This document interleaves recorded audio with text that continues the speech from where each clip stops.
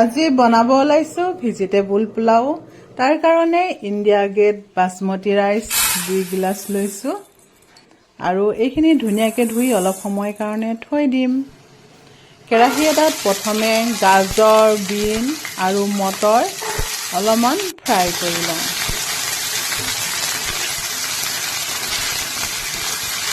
আৰু এইখিনি ভাজি হৈ গৈছেহি। ইয়াত মই কিচমিচ আৰু কাজু বাদাম দি অলপ সময় ভাজি ল'ম।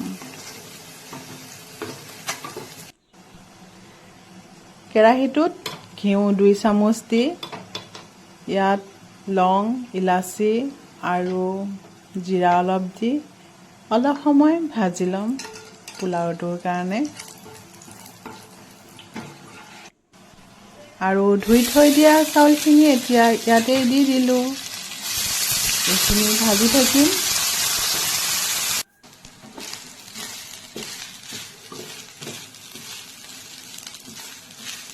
ঘনাই ঘনাই লৰাই থাকিব লাগিব, তেতিয়াহে পোলাওটো ভাল হ'ব।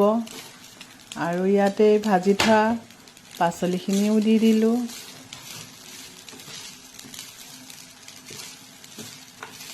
ধুনীয়াকৈ এতিয়া গোটেইখিনি লৰাই থাকিম আৰু ইয়াত অলপমান নিমখ দিম। যেতিয়ালৈকে অলপমান ফুটাৰ নিচিনা আৱাজ নাহে তেতিয়ালৈকে লৰাই থাকিব লাগে, তেতিয়া মানে পোলাওটো বহুতেই ভাল হয়। আৰু এতিয়া পানী দিবলৈ হৈ গ'ল। প্ৰেছাৰৰ কাপ বহাই পানী জোখমতে দি দিলোঁ। বেছি পানী দিয়া নাই, চাউলখিনি অলপ অলপ দেখাৰ নিচিনাই হৈ আছে। আৰু চাওকচোন মোৰ পোলাওখিনি এতিয়া ৰেডি হৈ গ'ল। কেনেকুৱা লাগিছে বাৰু দেখি আপোনালোকৰ কালাৰটো?